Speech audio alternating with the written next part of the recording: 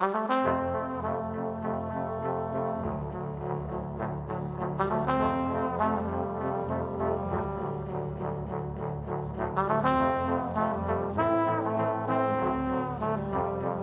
idea que tenemos nosotros es que esto sirva como una especie de testimonio más que una entrevista. Bueno. Así que podemos charlar tranquilo. Bueno, ustedes están al control. Yo sufrí mucho la violencia, no personalmente, pero socialmente. Así que viví asustada de la violencia y un día me decidí a dominarla. Y me parecía que lo más importante para mí era comprender, porque si uno comprendía la raíz de la violencia, a lo mejor asustaba menos, porque uno no sabía lo que estaba pasando.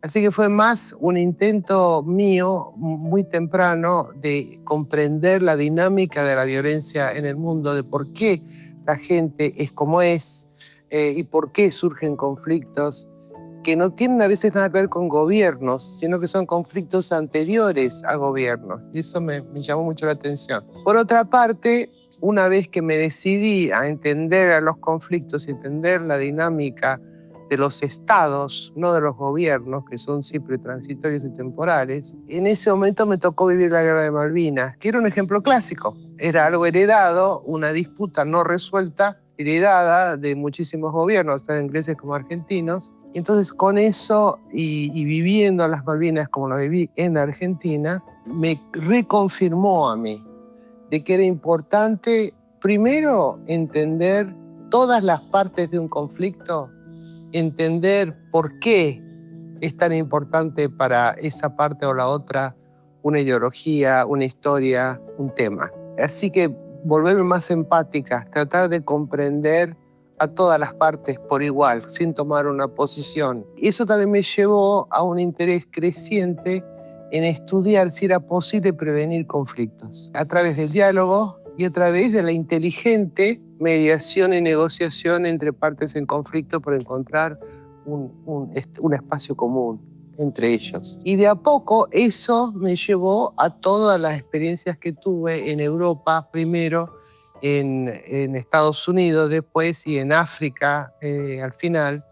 Y siempre en cada una de ellas reconfirmaba que uno, sí es posible el diálogo, dos, sí es posible encontrar una tercera opción en todo, que lo importante es escuchar más que hablar y tener mucha información, o sea, informarse correctamente de todas las posiciones. Jamás acusar a uno sobre otro nada más que porque uno emocionalmente está de un lado o del otro, porque obviamente uno es subjetivo, es una persona, pero uno puede aprender a ser objetivo cuando está negociando. Y la verdad que me gustó, porque me di cuenta que era mi espacio, que yo podía hacer una diferencia. Y muchas veces logré que tanto gobiernos como partidos que estaban, partidos políticos o partidos armados que estaban distanciados, pudieran encontrar un espacio donde podían negociar ellos en un lugar seguro. Cuando empecé este largo recorrido, yo tenía gran desprecio por la educación. No lo entendía, no entendía el rol de las escuelas, la verdad que no entendía mucho el rol de las universidades. Cuando yo era más joven, como todo joven, pensé que sabía más y que era más importante leer libros que estar en una clase. A lo largo del tiempo empecé a valorar la educación cada vez más. Me sorprendió a mí misma. Yo pensaba que a lo mejor las claves de la paz estaban o en la solución de disputas, en la búsqueda de una negociación pacífica y resolución pacífica de todo conflicto, o que a lo mejor partía de controlar las herramientas de la guerra, como pueden ser las armas. Y exploré cada uno de esos espacios. Y al final de todo eso, con los años, me fui dando cuenta que la educación era lo más importante de todo, porque a medida que yo hablaba, me daba cuenta que los que podían responder, los que tenían más posibilidad de explorar lo que yo les sugería, era la gente que valoraba la educación. que había tenido una educación, sea en su casa, sea en la escuela, en la universidad, y empecé a estudiar la educación. Y llegué a un momento donde hace más o menos unos 10 años me volví como loca, porque ahí me di cuenta que nada de lo que había hecho antes servía, que lo único que podía servir para traer la paz era una educación. Yo empecé a inventar cosas que se podían hacer con la educación. Yo lo llamaba el estándar dorado de la educación, ¿no? Tratar de igualar al mundo a través de una educación igualitaria para todos, pobres, ricos, africanos, asiáticos, europeos, para que habláramos el mismo lenguaje. Entonces empecé a pensar que las universidades tienen el más grande rol del futuro, no solamente en cuanto a ciencia, sino en cuanto a ser una persona, a ser un ser humano. El humanismo por una parte, pero por la otra entender puentes entre las gentes, haciendo eso desde la universidad. Pero para eso la universidad tiene que abrirse a todo el mundo. Así que empecé a soñar con la gran universidad global. Y eso es algo que voy a explorar por los años que me quedan útiles. Quiero verdaderamente potenciar la universidad como el poder intelectual del Estado y el poder intelectual global. La universidad es como si fuera un gran laboratorio. Así que yo me gustaría empoderar a los estudiantes para que ese poder intelectual que ellos están obteniendo es absolutamente vital para el desarrollo de su familia, de su comunidad, de su pueblo y del mundo. A nivel personal, muy poca gente sabe que yo originalmente quería dedicarme a la vida académica específicamente. Y mi intención de vida era estudiar, ser licenciada, ser magíster y después ser el doctorado y después enseñar en la universidad. Y un gran profesor decano de una universidad británica, donde yo estudiaba, me dijo: Virginia, por favor, no haga un doctorado. El mundo necesita gente que trabaje los problemas. Y los mejores de los mejores siempre se quedan en la universidad. Si usted quiere hacer lo mismo que todos los demás, que es hacer el doctorado y seguir en la academia, el mundo nunca va a cambiar. Así que hágame el favor, no sea doctora, no haga el doctorado, salga al mundo y mejórelo. Y a mí me dio una gran alegría que la primera universidad del mundo que se le ocurrió darme un honoris causa sea una universidad donde yo nunca estudié, que es en Mendoza. Y estoy encantada que sea en mi país, porque nunca pude estudiar en la Argentina. Para mí ya es un milagro. Hace 4 semanas tomaron una decisión y la ejecutaron. Yo tengo gran respeto por la decisión. El valor más importante de un ser humano es la capacidad de tomar decisiones. Hay que tirarse al mar y hay que nadar. Y el hecho de que Mendoza haya sido la primera universidad del mundo que se decide a darme a mí un honoris causa, para mí significa que es una universidad decidida, en una ciudad decidida, de una provincia que, viendo cómo ha evolucionado, siempre lo ha hecho a pulmón y esfuerzo, es decidida. Y la Argentina, si bien sufrió muchísima indecisión, nació como una decisión. Entonces, para mí es consecuente que sea Mendoza.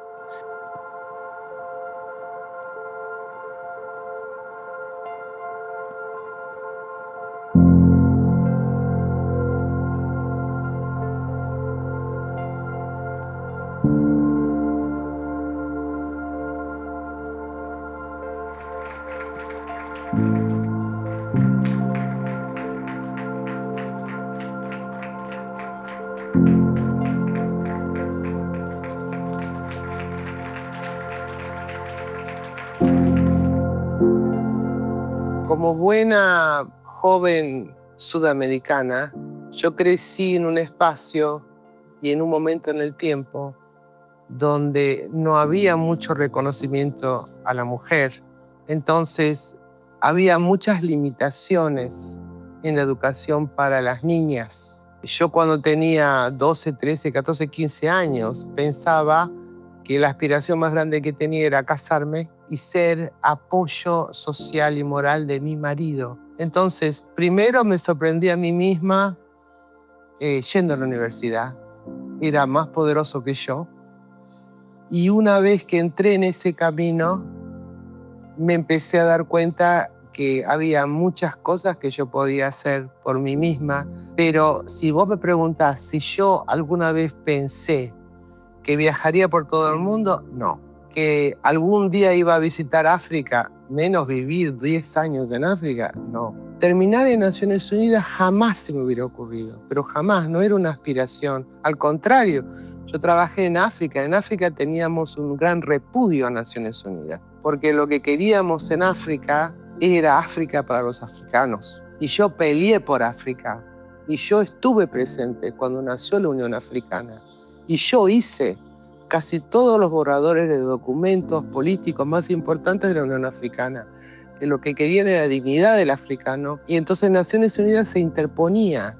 Era como una molestia que teníamos, no a nivel humanitario, pero sí a nivel político. Lo que pasa es que a medida que yo he ido trabajando y trabajando y trabajando, se abrían oportunidades que a mí me interesaban, tenía curiosidad. La curiosidad es muy sana. Ese interés, esa curiosidad por explorar cosas nuevas al máximo, me fue llevando. Y sin yo quererlo ni pedirlo, terminé como la más grande experta en desarme convencional del hemisferio sur. Así como soy la más grande experta en la guerra de Malvinas en el hemisferio norte, que se me reconoce como tal. Entonces, yo no me propuse ser eso. Llegué a eso a fuerza de trabajo, porque era interesante y porque quería solucionarlo. Y eso llamó la atención a Naciones Unidas, y son ellos los que me llaman y me convocan. Y yo no quería aceptar. Siempre pensé que era una cuota. Deben tener una cuota, mujer latinoamericana, entrevistada, fichado, ya hay una persona con el cargo. Y me equivoqué. Y por mucho gané la convocatoria. Y ahí fue cuando entré en Naciones Unidas. Ahora yo entré muy vieja, le entré a los 59 años en Naciones Unidas. En un momento en que uno se jubilaba a los 62. Así que yo entré para ayudar a dirigir Desarme por 3 años. Esa era mi idea como directora. Y lo hice, y lo cierto es que me encantó y pude hacer mucho en esos primeros 3 años, tanto que cada 2 años el secretario general me promovía. Terminé como siendo la persona argentina con mayor cantidad de años sirviendo como subsecretaria general de un organismo internacional. Nunca me interesó el poder. Lo que me interesa a mí es la gente. Me interesa el bienestar de la gente. Y lo que me interesa dentro del bienestar de la gente es averiguar qué porcentaje del malestar de la gente está generado por la idiotez. Entonces yo cuando me levanto a la mañana hago así, digo, a ver cuál es el nivel de estupidez ambiente hoy. Y generalmente es 80% estupidez, 20% ignorancia. Entonces yo sé que si uno es inteligente y uno se informa, tiene muchas más chances de mejorar el bienestar de su propia gente, de su propia comunidad. Es una cuestión de poner orden.